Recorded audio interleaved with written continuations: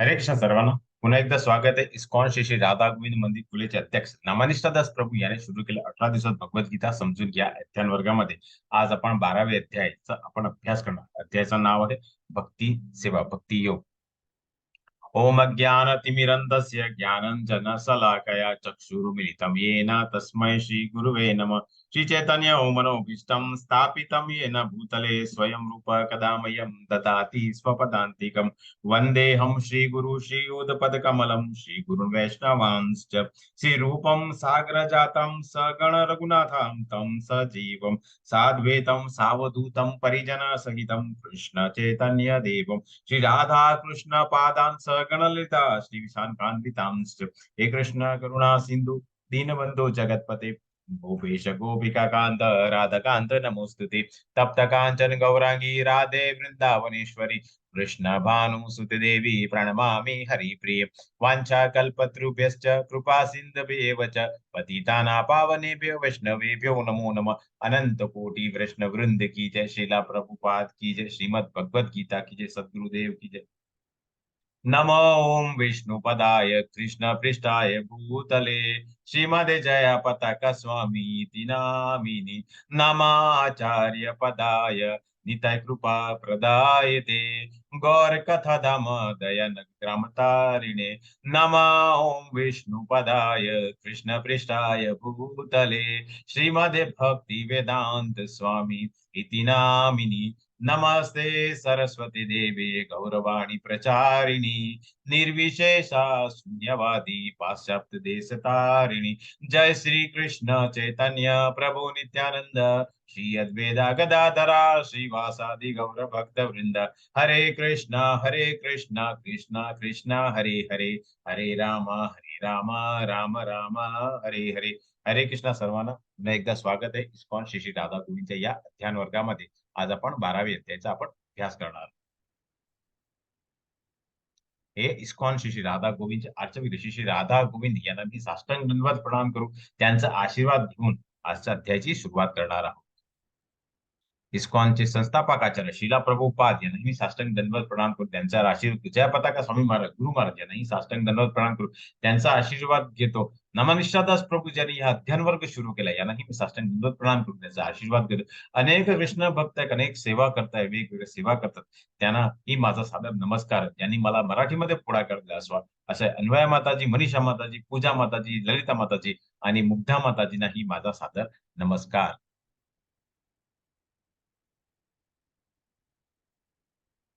हे आपण 3-4 दिवसापूर्वी आपण ज्या अ, एक कथा घेतली होती मध्येंद्रपुरीची, हे आर्य विग्रह आहे कुठला तर श्रीनाथजी, जे आपण राजस्थानच्या नाथद्वारामध्ये आपण हे आर्य विग्रह बघू शकतो. यांनाही मी साष्टांग धन्यवाद प्रणाम करतो, त्याचा आशीर्वाद घेतो.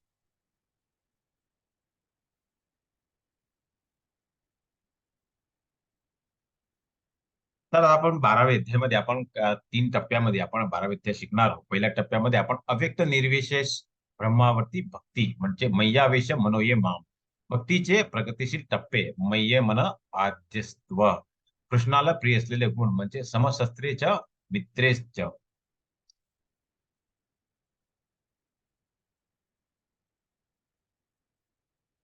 तर आता 12.1 मध्ये अर्जुन उवाच. एवं सततयुक्ता ये भक्त्यास्तवां परिपासते ये चाप्यक्षरं व्यक्तं तेषां ते योगवित्तमः. अर्जुन विचारले, कोणते अधिक परिपूर्ण मानले जाते? जे तुमच्या भक्ती सेवेत योग्यरित्या व्यस्त आहे, किंवा जे अव्यक्त ब्रह्माची पूजा करतात ते अव्यक्त आहे.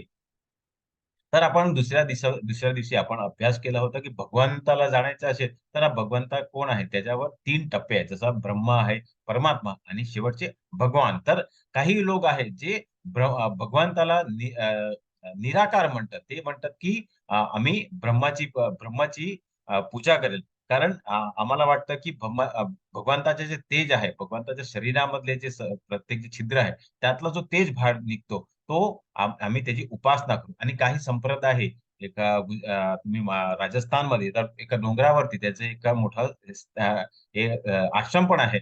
आणि ते लोक काय करतात, तर ब्रह्माची स्तुती करते, फक्त एका दिव्य प्रकाशची अशी स्तुती करतात. तर इथे भगवान आता अर्जुनाने विचारलं की ते परिपूर्ण कोण आहे. जे ब्रह्माची स्तुती करतात, अव्यक्त की व्यक्तची पूजा करतात. तर आपण, तुम्ही, मी सर्व काय आहे, तर सर्व आपल्याला सर्वांना कुठेतरी एक आकार दिलेला आहे. सर्व गोष्टीचे एक आकार आहे. तर जेव्हा ज्या वस्तू ज्याने आपल्या सर्वांची सृष्टीची निर्मिती केली, ते निराकार कसा होऊ शकतात? म्हणून भगवंताने, आता अर्जुनाने विचार केला, प्रश्न केला, की मी ब्रह्माची पूजा केली ती चांगली, की अव्यक्त, की जी व्यक्त आहे, ज्याचं स्वरूप आहे, त्याची पूजा ही चांगली आहे? असा अर्जुनाने प्रश्न केला. आता त्याच्यावरती भगवंत काय उत्तर देते हे आता आपण अभ्यास करूया. श्री भगवान उवाच, मय्यावेशमनो ये मां नित्ययुक्ता उपासते, श्रद्धा पर्योपेतास्ते मेय युक्ता तमा मतः. धन्य भगवान म्हणाले, ज्याचे मन माझ्या व्यक्तिकी स्वरूपावर स्थिर आहे, नेहमी माझे आणि दिव्य श्रद्धाने माझी उपासना करण्यात मग्न आहे, तो मी सर्वात परिपूर्ण मानतो. तर आता भगवंताने त्याच्यावर खूपच सुंदर आपल्याला उत्तर दिलेलं आहे. ज्याचं मन माझ्या व्यक्तिगत स्वरूपावर स्थिर आहे. जसं आपण, जेव्हा मी ध्यानशुरार करतो, तेव्हा मी तुम्हाला आर्चविग्रह दाखवतो. श्रीकृष्ण राधा गोविंदचे आर्चविग्रह. इथे तुम्ही चित्रामध्येही बघू शकता, की एक शुद्ध भक्त आहे. आणि सकाळी जसा मी तुम्हाला काही वेळा सांगितलं, की आमचा जो मंदिर आहे, जे इस्कॉनचे सर्व मंदिर आहे, त्याच्यात सकाळी 4:30 वाजता नेहमी रोजच मंगळा आरती होते आणि 7:30 वाजता शृंगार आरती होते. तर इथे भगवान हेच म्हणतं, की जे माझ्या व्यक्तिगत स्वरूपावर स्थिर आहे, नेहमी महान आणि दिव्य सत्य माझी उपासना, म्हणजे त्यांची जी पूजा करतात, त्यांना आरतीची त्यांची सेवा करतात, तो सर्वात परिपूर्ण आहे. तर इथे भगवंताने खूपच सुंदर असं आपल्याला उत्तर दिलेलं आहे, की आपण जे स्वरूप आहे, त्याची पूजा केली, त्याची विग्रहाची, आपण विग्रहाची आहे, त्याची सेवा केली पाहिजे, त्याची पूजा केली पाहिजे, त्याचा शृंगार केला पाहिजे. कारण जे वस्तू नाही, ते आपण ते कशा त्याची पूजा करू शकणार आहे? जसं तुम्हाला सांगितलं, की तुम्ही जेवण करा. तर तुमच्या समोर काहीतरी जेवण असायला पाहिजे, तेव्हा तुम्ही जेवण ग्रहण करू शकणार. तुमच्या समोर काय नसेल, ते अव्यक्त असेल, तर तुम्ही ते कसं काय ग्रहण करू शकणार? तर इथे या श्लोकामध्ये भगवंताने हेच आपल्याला सांगायचा प्रयत्न केला आहे, की जे जे व्यक्तिगत स्वरूपावरची पूजा करतात, म्हणजे जो आर्चविग्रहाची पूजा करतो, जो आर्चविग्रहाची सेवा करतो, तो सर्वात परिपूर्ण असं भगवंताने या श्लोकामध्ये सांगितलंय. तर काही लोक म्हणतात, मंदिरामध्ये पूजा करायची काय गरज आहे? कुठे लिहिलं आहे? तेव्हा तुम्ही त्यांना सांगा, की भगवंताने 12व्या अध्यायाच्या दुसऱ्या श्लोकामध्ये सांगितलं आहे, की जो व्यक्तिगत स्वरूपाची पूजा करतो, तो सर्वात परिपूर्ण आहे, असं या श्लोकामध्ये. आणि हे आपण समजून घेऊया. परंतु जे सर्व इंद्रियाचा संयम करून आणि सर्वाचा ठायी समृद्धी ठेवून अव्यक्त इंद्रियातीत सर्व व्यापी अचिंत्य अविकारी स्थिर आणि अचल अशा परम सत्यांच्या निर्विशेष रूपाची पूर्ण उपासना करतात, ते सर्वात हितार्थसंज्ञ होऊन शेवटची माझी प्राप्त करतात. इथे आपण भगवान पुढे म्हणतात, की सर्व इंद्रियाचं, जसं आपली 5 इंद्रिय आहेत, त्याचा संयम केला, सर्वाच्या ठायी समृद्धी ठेवून, म्हणजे सर्व जे 84 लक्ष योनी आहे, त्याच्यामध्ये सर्व समृद्धी ठावी ठेवून अव्यक्त इंद्रियातीत सर्व व्यापी अचिंत्य विकारी स्थिर आणि अचल अशा परम सत्याची निर्विशेष रूपाची परिपूर्ण उपासना करा, ते सर्वच्या हितात संलग्न होऊन शेवटी माझ्या. जर तुम्ही वेगवेगळ्या तुम्ही उपासना केली आहे, जसं अव्यक्ताची पूजा केली, इंद्रियात केली, तुमच्या इंद्रियाचं संयमन केलं, ते अविकारी केलं, तर आणि वेगवेगळं तुम्ही जर ध्यान केलं, अ, नंतर तुम्ही तपस्या केली, दान केलं, यज्ञ केले, हे सर्व काय, तर शेवटची आपण भगवंताची आपण प्राप्ती करतो. जसं आपण अष्टांग योगामध्ये, आपण ध्यान योगाचा जेव्हा अभ्यास करतो 6व्या अध्यायामध्ये, तेव्हा अष्टांग योगाचे आपण वेगवेगळ्या टप्पे बघितलं. ते हे वेगवेगळे जे ध्यानाचे आणि वेगवेगळे योगाचे टप्पे आहेत, त्याचे शेवटचे काय होतात, तर तुम्ही शेवटच्या भगवंतालाकडेच जातात. तर काय ना, आपणच सुरुवातीपासूनच आपलं जे भक्तांचं भगवंताचं व्यक्तिगत स्वरूप आहे, त्याचीच जर आपण पूजा केली, तर आपण भगवंत सर्वोत्तम भक्त होऊ शकतात. असं आपण गेल्या श्लोकामध्ये अभ्यास केला. आणि हेच या श्लोकामध्येही सांगितलं, की तुम्ही कितीही तुम्ही योग केला, तर शेवटची तुम्ही माझीच प्राप्ती करणार, असं या 2 श्लोकाचा तात्पर्य आहे. असं आपण समजून घेऊया. क्लेशोऽधिकतरस्तेषाम् अमव्यक्तासक्तचेतसाम् अव्यक्ता हि गतिर्दुःखम् देहं भिद्वर्वाप्यते. ज्याचे मन परम सत्याच्या अव्यक्त निर्विशेष रूपामध्ये आसक्त झालेले आहे, त्यांनी प्रगती करणे अतिशय क्लेशदायक आहे. त्या मार्गात प्रगती करणे हे देहधारी जीवासाठी नेहमीच अति दुष्कर आहे. तर इथे भगवान म्हणतात की जे ब्रह्मज्योतीची जे उपासना करतात त्यांचे प्रगती करणे अतिशय क्लिष्टदायक आहे. कारण तुम्हाला कुठे जायचं आहे, जर तिथे रस्ताच नसेल तर तुम्ही कसं तिकडे पोहोचू शकणार? जर तुम्हाला माहित असेल की हा एक रस्ता आहे, तिथे वेगवेगळ्या गावाचे नाव लिहिलेले आहे, तर तुम्हाला माहित पडेल की मला ज्या गावामध्ये जायचं आहे तो गाव किती लांबीला आहे, किती दूर आहे, किती तास लागेल, किती किलोमीटर आहे. पण तुम्हाला जर तुम्हाला कुठे जायचं आहे, ते त्याचं जर स्वरूप त्याचा रस्ताच नसेल तर तुम्ही तिकडे कसं पोहोचू शकणार? तर इथे या श्लोकामध्ये हेच आपल्याला भगवंतांनी सांगायचा प्रयत्न केलेला आहे की जे अव्यक्त निर्विशेष रूपामध्ये आसक्त झालेले आहेत त्यांची प्रगती खूपच क्लेशदायक आणि हा मार्गात प्रगती देहधारी जसे आपण देहधारी आहे ते जीवासाठी नेहमी अति दुष्कर आहे. कारण जेव्हा आपल्याला माहित नाही की देव कुठे आहे, त्याचं स्वरूप काय आहे, तर आपण त्याची उपासना कसं काही करू शकणार? याच्यावरती या श्लोकामध्ये भगवंताने आपल्याला सांगायचा प्रयत्न केले. म्हणून भगवंत परत या श्लोकामध्ये हेच आपल्याला सांगायचा प्रयत्न करतात की तुम्ही त्यांचं जे व्यक्तिगत स्वरूप आहे त्याचीच उपासना करा. निर्विशेष अव्यक्ताची उपासना करू नका. कारण तो जो रस्ता आहे तो अतिशय क्लेशदायक आणि अति दुष्कर आहे असा या श्लोकामध्ये भगवंतांनी आपल्याला सांगितलेलं आहे. ये तु सर्वाणि कर्माणि मयि संन्यास्य मत्परः अनन्येन नेव योगेन माध्यायन्त उपासते तेषां समर्थर्ता मृत्यु संसार सागरात भवामि न चिरात पार्थ मय्या वेदशित चेतसाम.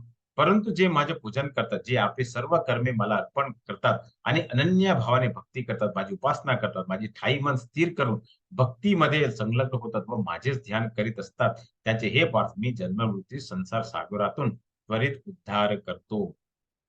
तर इथे या दोन श्लोकामध्ये आता भगवत आपल्याला सांगतात की जे माझी पूजन करतात, जसं आपण आर्चविग्रहाचे आपण दुसऱ्या श्लोकामध्ये भगवंतांनी सांगितलं की जे आर्चविग्रहाचे पूजन करतात, जे आपले सर्व कर्म मला अर्पण करतात. जसं आपण काही वेळा मी तुम्हाला सांगितलं की जे काय आपण खातात पितात असंही भगवंताने आपले जे काय करतो हे सर्व भगवंताला अर्पण केलं म्हणजे आपण सकाम कर्म आपण कर्मयोग केलं पाहिजे. तर जसं आपण भगवंताला अर्पण करतो तेव्हा तो आपला कर्मयोग होऊन जातात. आणि जे अनन्य भावाने भक्ती, अनन्य भावाने म्हणजे आणखीन कुठलाच देव नाही, फक्त कृष्ण कृष्ण आणि कृष्ण. जे अनन्य भावाने भक्ती करतात, माझी उपासना करतात, माझी ठाई मन स्थित करून भक्तीमध्ये संलग्न जातो. तर प्रत्येक गोष्टी जेव्हा आपण भक्तीने करतात, मन ठाई करून करतात, माझे ध्यान करीत असतात, त्यांचे हे पाहतात मी जन्म मृत्यू संसार सागरातून त्वरित उद्धार करतो. तर भगवान काय म्हणतात, जेव्हा आपण भगवंताची सेवा करणार तर भगवंत आपल्याला त्यांचं जे शाश्वत धाम आहे गोलोकापर्यंत आपल्याला घेऊन जाणार असं या श्लोकामध्ये तात्पर्य दिलेले आहे. आणि इथे तुम्ही चित्रामध्येही बघू शकता की हे जे भवसागर आहे ते हे जे आपला जन्म मृत्यूचा भवसागर आहे त्यातला कुणी भक्त शुद्ध भक्त जो भगवंताची पूजा करतो सर्व त्याचे जे कर्म आहे ते भगवंताला अर्पण करतो, तो अनन्य भक्ती करतो, फक्त भगवंताची उपासना करतो, त्याचं मन आहे तो तिथे स्थिर करतो आणि फक्त त्याचं ध्यान करतो. त्यांना भगवंत आपला स्वतःचा वाहन गरुडावर येऊन त्या भक्ताला जे संसार सागरातून जे दुःख आहे, जे ज्यामध्ये जन्म मृत्यू जरा व्यती आहे, तिकडनं तो भगवंत त्वरित उद्धार करतो असा या दोन श्लोकामध्ये तात्पर्य दिलेलं आहे. तर भक्तीचे 6 टप्पे आहेत. तर सर्वात वरच्या टप्पी कुठली आहे? तर ती अनन्य भक्ती आहे. तर इथे भगवंत काय म्हणतात, की "मय्ये मनो आदस्त्व मयि बुद्धी निवेशय निवसिष्यसि मय्येव अत उधर्वं न संशयः." माझ्यावर पूर्ण पुरुषोत्तम तुझे मन स्थिर कर आणि आपली बुद्धी गुंतावून माझी थाई युक्त कर. अशी रीतीने तू निसंदेह सदैव माझ्यामध्येच वास करतील. तर आपण जे 6 टप्पे बघणार आहे, त्याच्यात सर्वात मोठी भक्ती कुठली आहे? तर भगवान म्हणतं, की अनन्य भक्ती म्हणजे आणखी कुठलीच नाही. फक्त तू माझीच भक्ती केली, ती पहिल्या क्रमाची भक्ती आहे. कारण काही लोकांना वाटतं, की भगवंताची भक्ती करतात त्याच्यापेक्षा जर भगवंताचा आपण वेदाचा अभ्यास केला, दान केलं, यज्ञ केलं, वेगवेगळं कर्म केलं आणि अशी जर केलं तर ती चांगली होईल. पण इथे भगवंत ह्या श्लोकामध्ये हे सांगतात, की अनन्य भक्ती ही सगळं सर्वोच्च मोठी भक्ती आहे असं या श्लोकामध्ये तात्पर्य दिले आहे. आणि तुम्ही चित्रामध्येही बघू शकता. तर जेव्हा भगवान श्रीकृष्ण जेव्हा अवतीर्ण झाले, ते त्यांचे जे भोग बाळक होते त्याने फक्त भगवान श्रीकृष्णाच्या प्रसन्नासाठी, भगवंताच्या हितार्थासाठी प्रत्येक वेळी त्याने भगवंतालाच भक्ती केली. असं अनन्य भक्ताला भगवंत त्याचे निसंदेह भगवंतामध्ये वास करतील असं या श्लोकामध्ये भगवंताने आपल्याला सांगितलेलं आहे. आता पुढे कुठली भक्ती आहे ते आता आपण बघूया. तर दुसरा टप्पा कुठली आहे तर ती साधना भक्ती आहे. जर तुझ्याकडे अनन्य भक्ती होत नाही, जर असं तू फक्त कृष्णाची भक्ती करू शकत नाही, तर तू काय कर तर साधना भक्ती कर. तर याच्यावरती आता भगवान काय म्हणतात तर "अथ चित्तम समाधातुं न शक्नोषि मयि स्थिरम् अभ्यासयोगेन ततो मामिच्छाप्तुं धनंजय." हे धनंजय, तू आपले मन निश्चितत्वाने माझी ठाई स्थिर करण्यात असमर्थ असेल, तर भक्ती योगाच्या नियामक तत्वाचे पालन कर. अशी रीतीने मला प्राप्त करण्याची इच्छा तू उत्पन्न कर व तुम्हाला पूर्ण सिद्धी प्राप्त होईल. तर आता आपण भगवंताची फक्त कृष्णाचीच भक्ती करू शकत नाही. जसं अनन्य भक्ती हा जो सर्वोच्च सर्वोच्च टप्पा आहे, ते जर करू शकत नाही, तर त्याच्या खालचा खालचा टप्पा कुठला आहे? तर तो साधना भक्ती. म्हणजे साधना भक्तीमध्ये काय आहे? तर तू भगवंताची अष्टविग्रहाची पूजा कर, नामस्मरण कर आणि संकीर्तन कर. कारण आपण सर्वात पहिला टप्पा कुठला आहे? तर पहिला टप्पा आहे स्मरण, स्मरण कीर्तन, स्मरण, कीर्तन हे सर्व केलं पाहिजे. तर हे दुसरा टप्पा आहे. जोपर्यंत आपण श्रवण करत नाही, जोपर्यंत आपण ऐकत नाही, तोपर्यंत आपण कुठल्याही गोष्टी आपण करू शकत नाही. म्हणजे पहिलं श्रवण, नंतर कीर्तन, असं स्मरण, पाच सेवन हे वेगवेगळे त्याचे टप्पे आहेत. पण हा दुसरा टप्पा आहे. आणखीन पुढे आता भगवंत आपल्याला काय म्हणतात ते आता आपण अभ्यास करूया. कारण जेव्हा आपण अनन्य भक्ती करू शकत नाही, तर भगवान म्हणतात, की आता तू साधना भक्ती कर. तर साधना भक्ती जर तुझ्याकडे होत नाही, तर तू काय कर? असं आता पुढे तिसरा टप्पा कुठला आहे? तर हे आता आपण बघूया. तर इथे भगवान म्हणतं, की तुझ्याकडे अनन्य भक्ती होत नाही. तुझ्याकडे आता साधना भक्ती पण होत नाही. तर आता तू काय कर? निष्काम कर्म कर. म्हणून आता भगवान काय अभ्यासप्यसमर्थोऽसि मतकर्म परमो भवः मदर्मपि कर्माणि कुर्वन् सिद्धिमावाप्स्यसि. जर तुम्ही भक्ती योगाचा नियमन पालन करू शकत नाही नसाल, तर फक्त माझ्यासाठी कार्य करण्याचा प्रयत्न करा. कारण माझ्यासाठी कार्य करून तुम्ही परिपूर्ण अवस्थेवर याल. तर आता आपण भक्ती योग आपण अनन्य भक्ती करू शकत नाही, साधना करू शकत नाही. तर आता भगवान म्हणतं काय? निष्काम कर्म. निष्काम कर्म म्हणजे जेव्हा आपण भगवंताचे प्रित्यार्थपणे करतात, जे काही कर्म करतात, ज्याच्यामध्ये आपल्याला फळाची अपेक्षा नसतात आणि जे काही आपण आपल्याकडे जे आपलं सामर्थ्य आहे, त्याप्रमाणे आपण भगवंताची सेवा करतात, तेव्हा ते निष्काम कर्म होऊन जातं. इथे या चित्रामध्ये तुम्ही बघू शकतात, की एका मंदिर उभारण्याचं काम सुरू झालेलं आहे. तर तुम्ही जर एका पेंटर आहे, तुम्ही एक कुठेतरी इलेक्ट्रिशियन आहे, तुम्ही कुठेतरी शेड बांधत आहे, तुम्ही दुसरा आणखीन जेवण करायची सोय आहे. हे सर्व काय आहे, ते सर्व निष्काम कर्म आहे. हे जर तुम्ही सेवा केली, तर हे काय होऊन जाईल? तुमचं निष्काम कर्म. म्हणजे तुमच्याकडे अनन्य भक्ती, साधना भक्ती होत नाही, तर तुम्ही आता निष्काम करा. तर जे कुठेतरी मंदिर उभारण्याचं काम चालू आहे, तिथे तुम्ही काहीतरी सेवा करा आणि असं करून तुम्ही निष्काम कर्म करू शकतील. असा हा तिसरा टप्पा आहे. असा भगवंताने या श्लोकामध्ये सांगितलं. आता भगवंत आणखीन कुठले टप्पे आहेत, ते आता आपण अभ्यास करूया.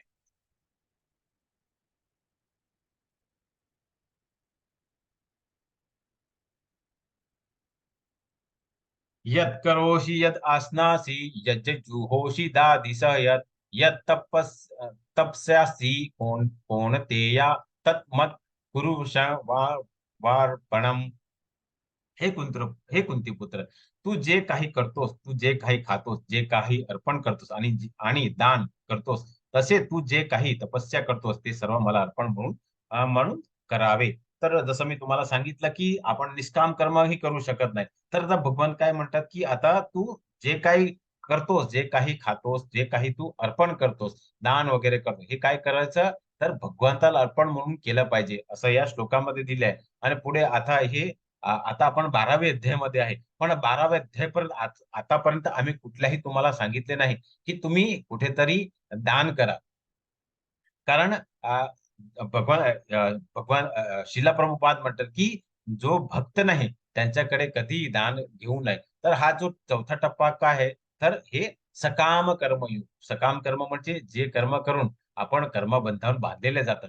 हे चौथा टप्पा आहे. तर इथे भगवंत काय म्हणतात 12.11 मध्ये, अथेतप्य अथेतप्य सक्तोसी कर्तुम मध्यमाश्रितः सर्व कर्म फल त्यागम तत्तम कुरु यत्यात्मना वान. तथापि तू जर माझ्या भावनेने युक्त होऊन कर्म करण्यात असमर्थ असेल तर तू सर्व कर्मफळाचा त्याग करून कर्म करण्याचा आणि आत्मस्थित होण्याचा प्रयत्न कर. इथे तुम्ही चित्रामध्येही बघू शकता, जेव्हा भगवान श्रीकृष्ण अवतीर्ण झाले होते तर त्यावेळी त्यांच्या वडिलांनी सर्व लोकांना हे वेगवेगळं त्याने दान दिलं होतं.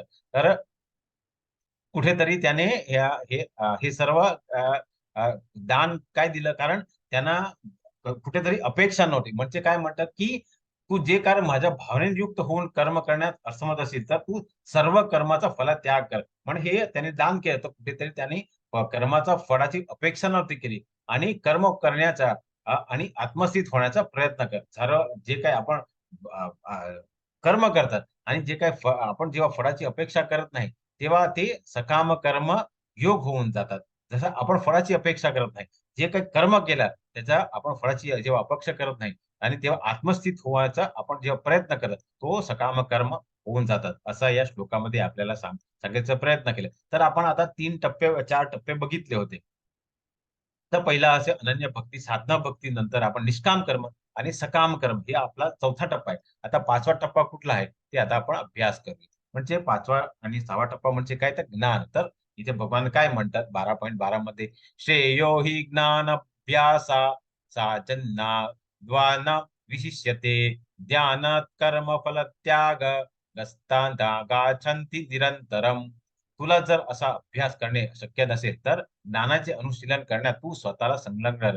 तथापि ज्ञानापेक्षा ज्ञान श्रेष्ठ आहे आणि ध्यानापेक्षाही कर्मफलाचा त्याग करणे श्रेष्ठ आहे. कारण अशा कर्मफला त्यागामुळे मनुष्याला मन शांती प्राप्त होते. इथे तुम्ही चित्रामध्येही बघू शकता. जर तुम्ही आता ज्ञान घ्यायचा प्रयत्न केले आहे, तर ज्ञानापेक्षा श्रेष्ठ काय आहे? तर ध्यान आहे. ध्यानापेक्षा श्रेष्ठ काय आहे? तर हे कर्मफलाचा त्याग आहे. तर जसं मी तुम्हाला काही वेळा सांगितलं, की जे काही आपण कर्म करतात, जे काही आपण कर्म करतात, तेव्हा आपण जेव्हा फळाची अपेक्षा सोडून देतात, तेव्हा तो निष्काम कर्म होऊन जातं. इथे भगवान हेच म्हणतात, की तुम्ही वेदांचं अध्ययन केलं, तर त्याच्यापेक्षा ध्यान श्रेष्ठ आहे आणि ध्यानापेक्षा श्रेष्ठ काय आहे? तर कर्मफलाचा त्याग. असं या श्लोकामध्ये सांगितलं नाही. हा कुठला आहे तर 6वा टप्पा आहे. म्हणजे आपण आपल्याला वाटतं, की आपण खूपच वेदांचा अभ्यास केला, आपण किती हे ध्यान केलं, तर हा सर्वात खालचा टप्पा आहे. ज्ञान हा भक्तीचा सर्वात खालचा टप्पा आहे. म्हणजे अनन्य भक्ती हा सर्वोच्च वरतीचा टप्पा आहे. तर ज्ञान हा आपला शेवटचा टप्पा आहे. म्हणून काही लोकांना म्हणतात, की मी खूप वेदांचा अभ्यास केला, मी काही वेळा दान केलं, तप केलं. हे सर्व काय आहे? ध्यान वगैरे केलं काय आहे? तर हा खालचा टप्पा आहे. सर्वात वरचा टप्पा अनन्य भक्ती आहे. ज्ञान हा सर्वात खालचा टप्पा आहे. असा या श्लोकामध्ये आपण समजून घेऊया.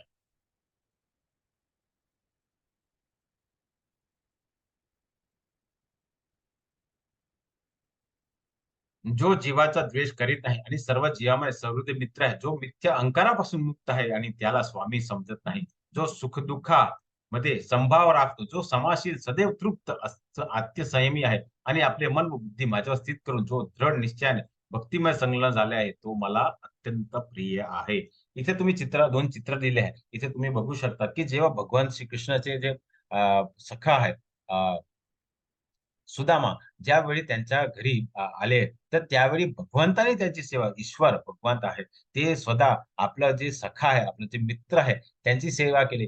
कारण कारण तो अहंकारापासून मुक्त झालेला आहे. त्याने कुठे अहंकार ठेवलेला नाही आणि इथे म्हणून त्यांनी भगवंताने त्यांची सेवा केली. दुसऱ्या चित्रामध्ये तुम्ही बघू शकता, तर एका संत महात्मा हे काय करत आहे, तर ते जपमाळा करतायत. कारण त्यांनी आपला जो अहंकार आहे, त्यांनी सोडलेला आहे. तो सदा क्षमाशील आहे. तो सदा तृप्त आहे. आत्मसंयमी आणि आपल्या मन आणि बुद्धी भगवंतावर स्थिर करतो. दृढ निश्चयाने भक्तीमध्ये संलग्न झालेला आहे. कारण आपण जेव्हा जपमाळा करतात, तेव्हा आपण कोणाचा आपण अ, अ, कोणाला आपण दुःख देत नाही. कोणाची आपण निंदा करत नाही. कोणाची आपण हिंसा करत नाही. कारण आपण फक्त भगवंताचं नाव घेतात. म्हणजे जो नामस्मरण करतो, तो सर्वात प्रिय आहे. असं या श्लोकामध्ये भगवंताने सांगितलेलं आहे. असं आपण या दोन चित्रामध्ये आपण समजून घेऊया.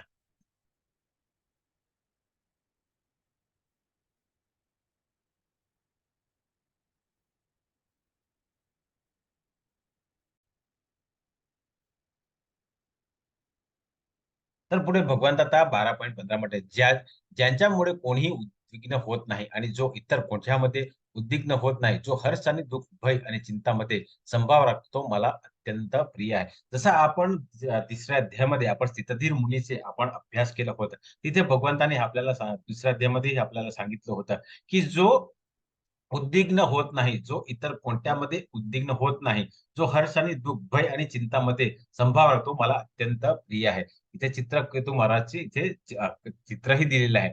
तर ते ते दुःख, भय आणि चिंतामध्ये ते समभाव राखले होते. इथे भागवतमची कथा सुरू झालेली आहे. इथे तुम्ही चित्रामध्ये बघू शकतात, की नारद मुनी आहे. भगवान श्री शिव भागवतमचा अ, अ, अभ्यास करताय आणि त्यांनी चित्रकेतू महाराज ही तुम्ही चित्रामध्ये बघू शकता. तर तो दुःख, भय आणि चिंताहून ते समभाव राखलेला आहे. असा या श्लोकाचा तात्पर्य आहे.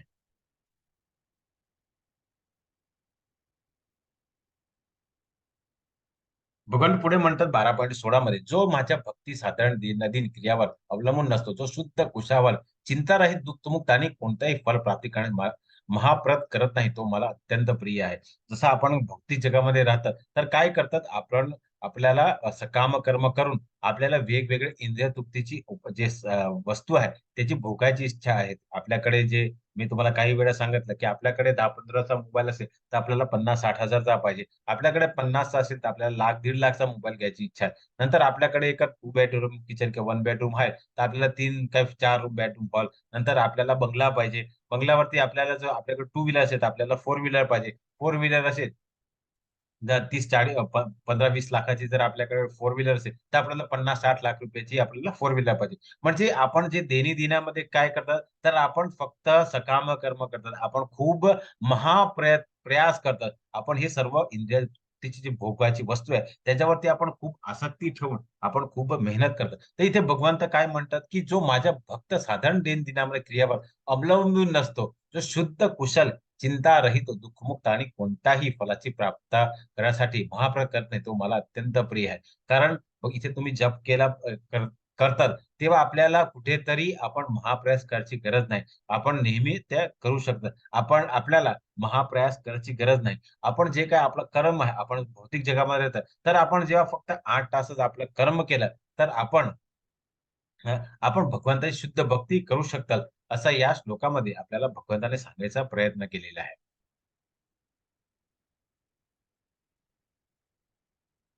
पुढे भगवंत 12.17 म्हणे, जो हर्षित होत नाही आणि किंवा दुःखी करत नाही, शोकही करत नाही किंवा आकांक्षाही करीत नाही आणि ज्याने शुभाशुभ गोष्टींचा त्याग केला आहे, असा भक्त मला प्रिय आहे. इथे तुम्ही चित्रामध्ये बघू शकता, इथे प्रल्हाद महाराजचा इथे आपण चित्रामध्ये बघू शकता. तर प्रल्हाद महाराज हे हिरण्यकश्यपूचे पुत्र होते आणि ते विष्णूचे प- प- अ, शाश्वत पार्षद होते व ते नेहमी भगवान विष्णूचे नामस्मरण करायचे. तर इथे भगवंत हेच आपल्याला सांगण्याचा प्रयत्न करे ह्या श्लोकामध्ये, जो हर्षित होत नाही किंवा दुःखी होत नाही. कारण प्रल्हाद महाराजाला आपल्या वडिलांनी खूप त्रास केला. त्यांना तुम्ही चित्रामध्ये बघू शकता. ते वेगवेगळे शस्त्र आहे, सर्प आहे, नंतर हाती त्यांनाही मारायचा प्रयत्न केलेला आहे. तो हर्षित होत नाही किंवा दुःखी होत नाही. कारण त्याला खूप त्रास केला वडिलांनी, पण त्यांनी हर्ष झाले, दुःखी झाले. शोकही करत नाही किंवा आकांक्षाही करत नाही. त्याने काय कोणाची अपेक्षा कराय, ज्याने शुभाशुभ गोष्टीचे त्याग केला आहे, असा भक्ताला अत्यंत प्रिय आहे. म्हणजे त्यांनी कधी कुठल्याही चांगल्या वस्तूची मागणी केली नाही. फक्त सर्व गोष्टीचे त्याग केला. त्यांना फक्त भगवान कृष्णच पाहिजे, भगवान विष्णूच पाहिजे. असं भक्त भगवंताला अत्यंत प्रिय आहे. असं या श्लोकामध्ये आपल्याला भगवंताने सांगायचा प्रयत्न केलेला आहे. भगवंत पुढे आता 12.18 आणि 19 म्हणते, जो मनुष्य शत्रू आणि मित्र यांच्या ठिकाणी सन्मान असतो, जो मानापान, शीतोष्ण, दुःख, स्तुती, निंदा यामध्ये संभाव राखतो, जो कुसंगापासून नेहमी मुक्त असतो, सदैव शांत आणि जे काही मिळेल त्यात संतुष्ट असतो, जो धराधराची काळजी करत नाही, ज्ञानामध्ये स्थित आहे आणि भक्तीमध्ये संलग्न झाला आहे, तो मला अत्यंत प्रिय आहे. असा या दोन श्लोकामध्ये भगवंताने आपल्याला सांगितलेलं आहे. तर इथे आपण आता एका अमरीश महाराज आणि दुर्वासा मुनीची आता आपण कथा ऐकूया. तर एका वेळी हे अंबरीश महाराज म्हणजे ते नवदा भक्ती करत होते. नवदा भक्ती म्हणजे आपले जे प्रत्येक जी इंद्रिय आहे त्यांनी आपल्या भगवंताची सेवासाठी केली. ते कशी केली? तर त्याने काय केलं, आपले जे डोळे आहे ते फक्त भगवंताचे आरचे विग्रह बघायला केले. त्याने आपलं नाक काय केले, नाकची जे आहे त्याने काय सेवा केली, तर भगवंताचे जे आरचे विग्रहावरती जे आपण फुल अर्पण करतात त्याचा त्याचा सुवास घ्यायला त्यांनी ही इंद्रियाची उपयोग केला. नंतर आपलं तोंड काय आहे, तर भगवंताचं नामस्मरण केला पाहिजे, करायला केलं. त्याने भगवंताचा प्रचार करायला त्यांनी आपल्या तोंडाचा उपयोग केला. नंतर आपले हात काय केले, तर आपले हात भगवंताची सेवासाठी ते आर्च विग्रह आहे त्यांना हार द्यायचा, त्यांचा अंघोळ घालायची आहे. नंतर कुठेतरी प्रसाद प्रसाद बनवायचं काम आहे तिथे त्यांनी सेवा केली. नंतर त्यांचे आणखीन इंद्रिय कुठले, तर ते त्यांचे पाय होते. ते पायाचे का उपयोग केला, तर पाय त्यांनी काय केलं, ते फक्त मंदिरामध्ये जायसाठी त्या पायाचा उपयोग केला. म्हणजे नंतर कान, हे कान फक्त भगवंताचं नामस्मरण जे कोण करतात, भगवंताची कुठेतरी कथा चालू आहे, हे सर्व ऐकायला त्यांनी आपली इंद्रियाची उपयोग केला. म्हणजे ते शुद्ध भक्त होते. त्याने आपली प्रत्येक इंद्रिय भगवंताच्या प्रित्यार्थपणे केली. असे शुद्ध भक्त अमरीश महाराज होते. तर एका वेळी एकादशीचा उपवास होता. आणि दुसऱ्या दिवशी जसा द्वादशी असतात त्या दिवशी एका वेळ असते, त्यावेळीच आपण पारणं केले पाहिजे. म्हणजे सूर्य उदय होतो त्याच्या जवळ एक दीड का 2 तास पर्यंत आपण ते पारणं केलं पाहिजे. म्हणजे आपण शेवटची आपण पाणी पिऊन त्या उपास सोडायला पाहिजे, असं याला पारणं म्हणतात.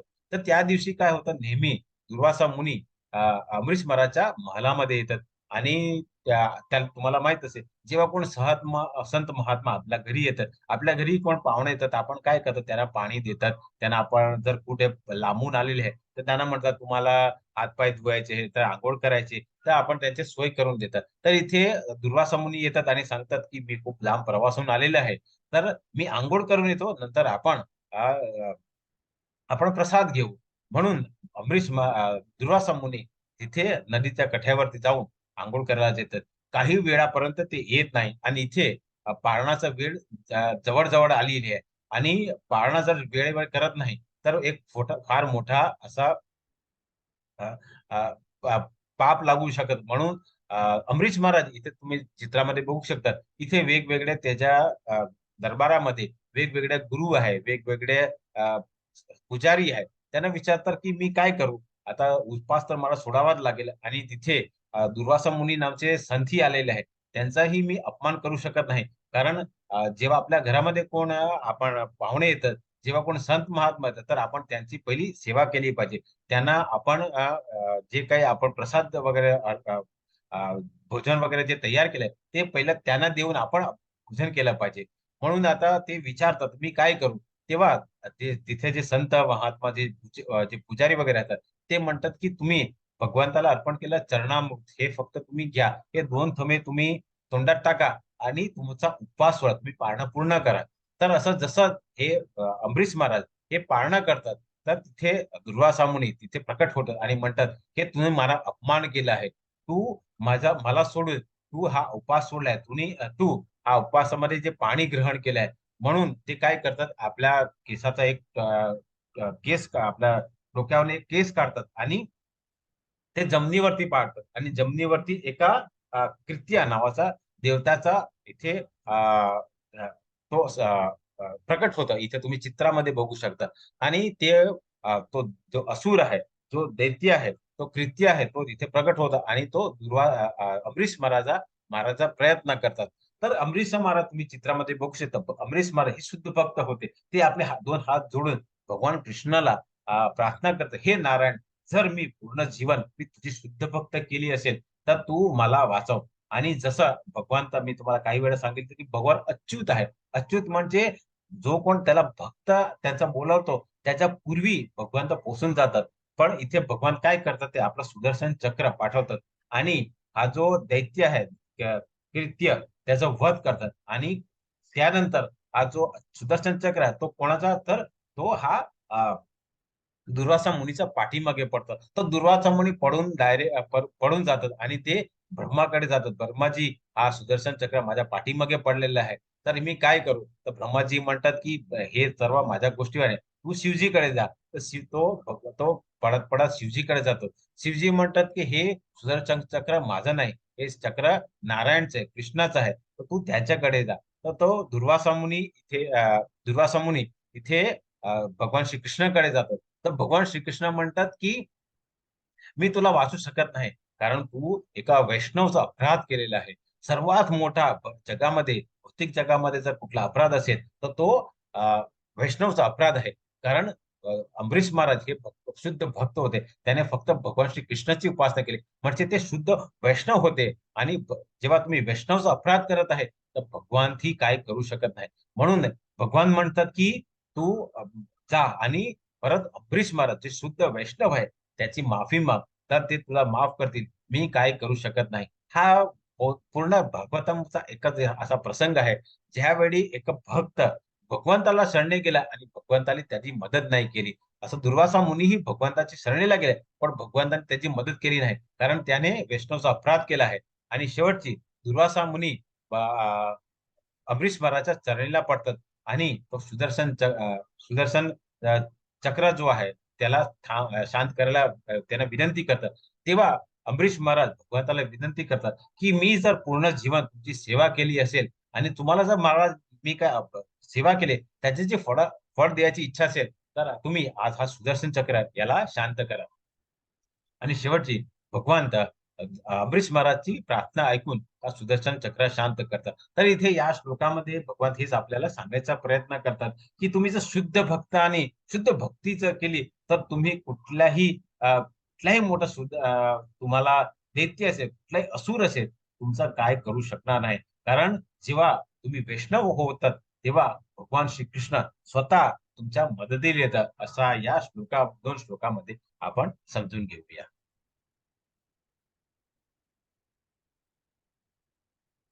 पुढे भगवंत 12.20 जे भक्ती सेवेच्या या अविनाशी मार्गाचे अनुसरण करतात आणि जे पूर्णपणे श्रद्धाने स्वतःला जोडून घेतात, मला सर्वोच्च ध्येय बनवतात, तो मला खूप प्रिय आहे, असा या श्लोकामध्ये आपल्याला सांगितले आहे. तर याच्यावरती आपण या चित्रामध्ये एका कथाचा आपण श्रवण करूया. तर इथे तुम्ही चित्रामध्ये बघू शकता, इथे बिल्वा मंगल ठाकूरची एक कथा आहे. बिल्वा मंगल ठाकूर हे दक्षिण भारताचे खूपच असा उच्च ब्राह्मण कुळामध्ये जन्म आला होते. ते वेगवेगळ्या त्यांचे वडील जमीनदार पण होते आणि त्यांच्याकडे भरपूर पैसा होता. म्हणून जेव्हा काय होतं, जेव्हा भौतिक जगामध्ये आपण राहतात, तेव्हा आपणही बघतात की आपल्या आजूबाजूमध्ये ज्यांच्याकडे जास्त पैसे असतात, तर त्यांना वाईट सवय लागून जाते. आणि इथे बिल्वा ठाकूर आहे, त्यालाही वाईट सवय लागू आणि तो चिंतामणी नावाची एका वेश्या स्त्रीचा प्रेमामध्ये पडतो आणि नेहमी तो त्यांच्या घरी येत जात असतो. एका वेळीची गोष्ट आहे, जेव्हा बिल्वमंगल ठाकूरच्या वडिलांचं निधन होतं, तर ते त्यांच्या अंत्येष्टीसाठी ते जातात. आणि पूर्वी काळी काय व्हायचं की आपण जेव्हा अंत्येष्टी करायची असते, अंतिम संस्कार वगैरे करायचं, ते काय करतात, एका नदीच्या काठावरती करायचं. कारण त्यावेळी काय करतं आपण त्यांचा संस्कार केल्यावरती आपण तिथेच अंघोळ करून आपण घरी यायचं. तर इथे बिल्वमंगल ठाकूर त्यांचा वडिलांचा ते अंतिम संस्कार करतात. आणि त्याच वेळी काय होतं, काही उशीर झाल्यामुळे आणि पाऊस पडल्यामुळे जे नदी आहे ते दोन त्याच्यामध्ये पूर आलेले असतात. आता रोज नेहमी त्याला काय त्या नदीकडची तिथे त्यांना कुठेतरी एका होडी त्यांना रोज मिळायची. पण नदीमध्ये पूर आल्यामुळे त्याला तिथे नदी भेटत नाही. म्हणून तो काय करतो, त्याला असं दिसतं की कुठेतरी एका मोठा लाकूड लाकूड पडलेला आहे. म्हणून तो नदीमध्ये उडी मारतो आणि तो लाकूड समजून त्याला पकडून त्या नदीच्या दुसऱ्या काठावरती जायचा प्रयत्न करतो. तिकडे तो कुठेतरी जो लाकूड आहे त्याचा त्याच्या मदत घेऊन तो नदीच्या दुसऱ्या तटावरती पोहोचून जातो. पण तिथे जाऊन बघतो तो हा लाकूड नाही, तर एका शव आहे. एका कुठली तरी डेड बॉडी आहे. नंतर त्याला फार उशीर झाल्यामुळे तो धावत धावत चिंतामणीच्या घरी पोहोचतात. पोहोचतात फार उशीर झाल्यामुळे चिंतामणी आपले घराचे दरवाजे अ, हे सर्व बंद करून टाकतात. तर आता बिल्वमंगल ठाकूर हा जो अ, बिल्वमंगल ठाकूर आहे, तो म्हणतो की मला तर कसं करून याला मारायचंय. म्हणून ते काय करतात, एका झाडावरती चढतात आणि ते त्यांच्या घरी जायला उडी मारतात. पण फार उंची असल्यामुळे ते काय करतात, इथे कुठेतरी रस्सी आहे का ते बघतात. तर तिथे त्यांना वाटतं की इथे कुठेतरी काळी दोरी दिसते आणि ते ते दोरी धरून ते उडी मारतात आणि चिंतामणीच्या घरी पोहोचतात. तर त्याने हातामध्ये जी दोरी असते ते काय असतात, ते का सर्प असतात. नंतर ते चिंतामणीच्या घरी जाऊन त्या दारावरती अ, अ, चिंतामणीचा हाक मारतात, की चिंतामणी मी आलोय, आता तू दरवाजा उघड. तर ती चिंतामणी खूप उशीर झाल्यामुळे ती आता बिल्वमंगल ठाकूरला विचारतात, की इथं इतकी उशीर झाला तर म्हणून तुम्ही का आलाय?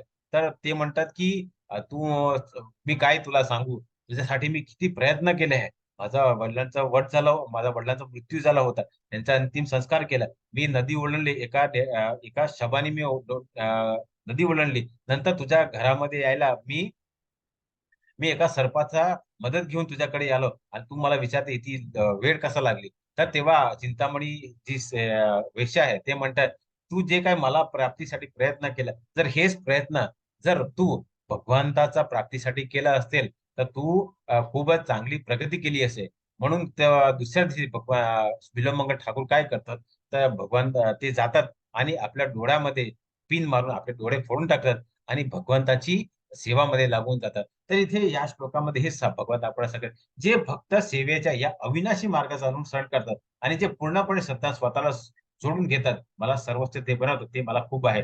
नंतर जसा बिल्वमंगल ठाकूरने आपले डोळे फोडून काही वर्षापर्यंत भगवंताची सेवा केली, तेव्हा भगवंतानी साक्षात तुम्ही चित्रामध्ये बघू शकतात, की भगवंतानी साक्षात त्याला दर्शन केलं आणि म्हणून हेच भगवंत हेच आले या श्लोकामध्ये सांगायचंय. जेव्हा आपण भगवंताला सर्वोच्च ध्येय बनवतात, तेव्हा आपण भगवंताचे प्रिय होऊ शकतात, असा या श्लोकाचा तात्पर्य आहे. म्हणजे भक्ती सेवामध्ये अनन्य भक्ती ही सर्वात मोठी आणि सर्वोच्च टप्पा आहे, असा या श्लोकामध्ये आणि हा पूर्ण अध्यायाचा तात्पर्य आहे. इथेच आपला 12वा अध्याय पूर्ण होता आणि आपला भगवद्गीतेचा आपला दुसरा टप्पा ही भक्ती योग इथे पूर्ण होतं आणि उद्यापासून आपण ज्ञान योग बघूया.